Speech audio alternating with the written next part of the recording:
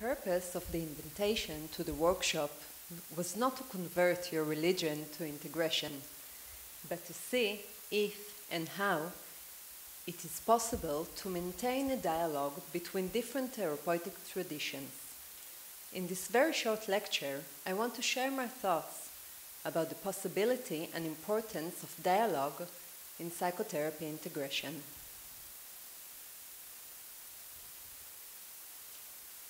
The call for dialogue between various approaches in the field of psychotherapy and attempts to overcome opposition between the different schools began with researchers and theorists to call for integrating the approaches back in the 30s, almost a century ago.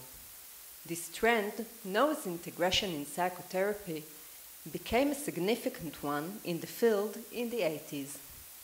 During these years, the Society for the Exploration of Psychotherapy Integration, SEPI, was established. Its main goal was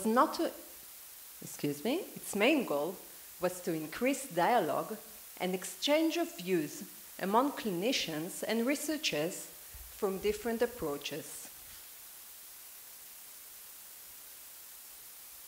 At the beginning of SEPI work, many conferences and meetings were held.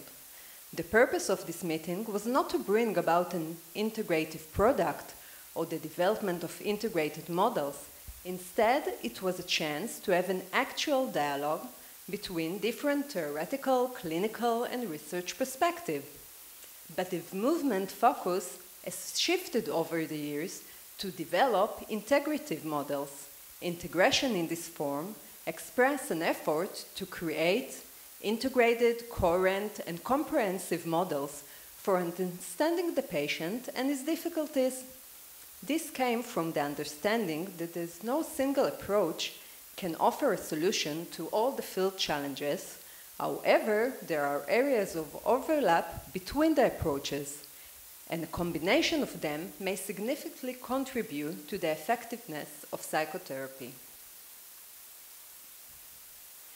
The essence of integration in psychotherapy, whether it is a process that encourages dialogue between approaches, what is called psychotherapy integration, or a product that combines approaches, integrative psychotherapy, is a central question in the field even today. I believe that the essence of integration lies in preserving these two goals and maintaining the dialectical tension between them. However, I think it is crucial to strengthen the continuous process of self-examination through dialogue with the other school. I also join the concern of others in the field that neglecting this goal may lead to the establishment of a singular position that would continue the line of singular or monolithic schools of thought, contrary to the spirit of integration. It is important to note that unifying element in all different meanings of integration in psychotherapy is a belief that the field of psychotherapy is limited by the divisions that exist between different theoretical approaches, and the different approaches each have their contribution to add.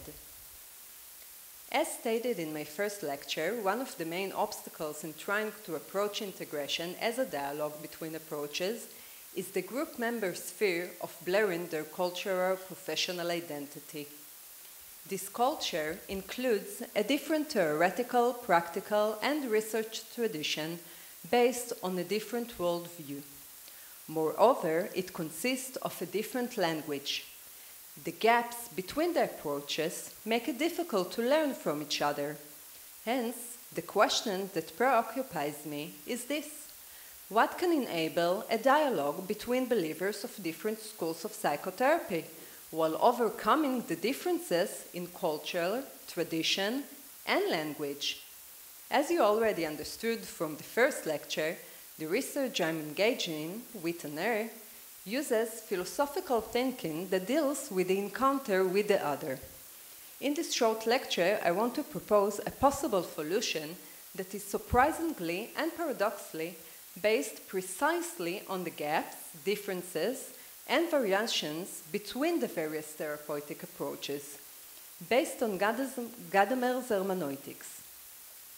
I would like to argue that precisely the differences in culture, tradition, and language, which seem to us to be an obstacle and problem for the existence of a dialogue, are the ones in which the solution lies. A few words about Gadamer. In the second half of the 20th century, in his book Truth and Method, Gadamer developed his unique concept of hermeneutics. Hermeneutics arises from the question of how we understand and the interpretation of text. Gadamer accepted Heidegger's view that hermeneutic activity is a foundational element of human existence. In other words, understanding is not a special mental activity per se, but rather the mode of being of human existence. Gadamer proposed, in fact, hermeneutics whose purpose is not only to extract meaning from text, but to observe the process of extracting meaning that takes place at every moment in the lives of human beings. Gadamer referred to hermeneutics as an interpretive action in which, in a borrowed manner, a dialogue takes place with the text, as a relationship between two subjects. According to Gadamer, dialogue is conducted between horizons of different traditions. Tradition is the sum of the prejudice with which people relate to the world, the total of beliefs, information, concept, perceptions, and values internalized. The horizon is the circle of vision that includes everything that can be seen from a certain vantage point.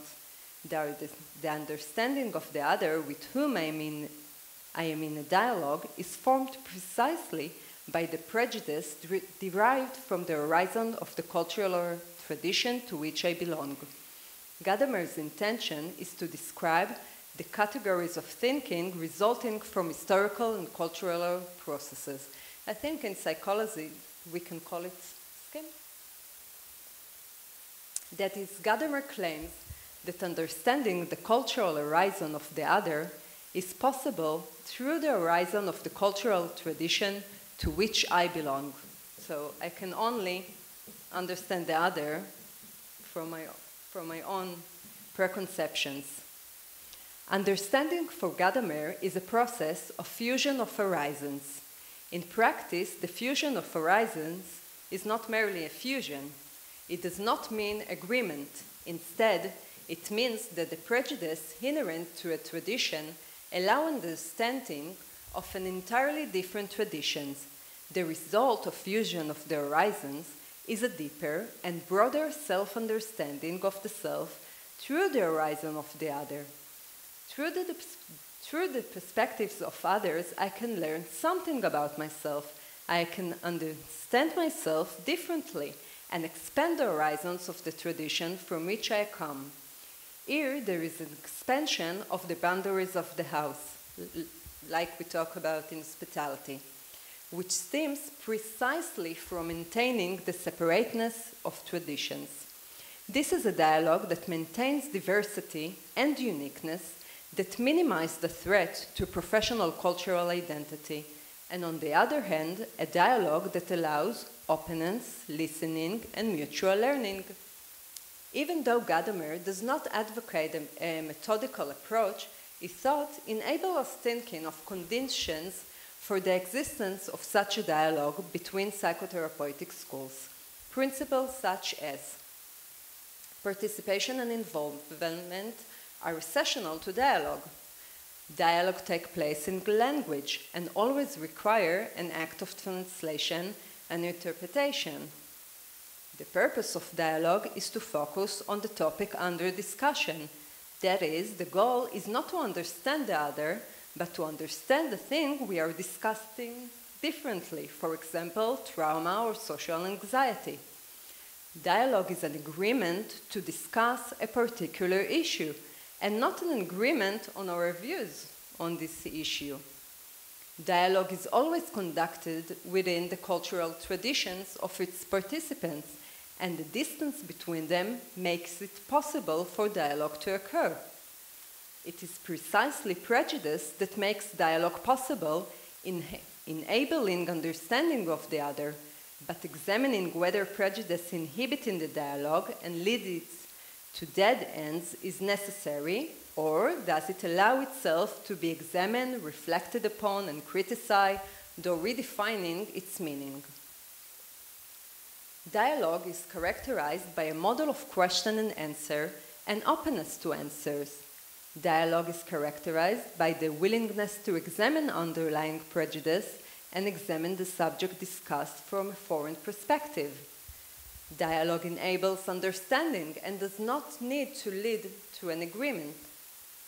A fruitful dialogue broadens the horizons of my tradition by exploring the other tradition from the perspective of my tradition itself. I bring up Gadamer because, in my opinion, this is not just a theoretical position, but a realistic and applied position in actual relationship, a position that we put up for consideration in this workshop.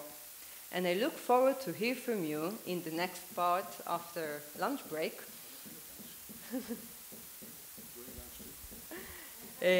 Was there a dialogue? What did you understand about yourself from this dialogue? What did you learn from the other in the dialogue? And can such a dialogue promote the integration between the approaches if we treat integration as an encouragement to openness to the other for the possibility of mutual fertilization?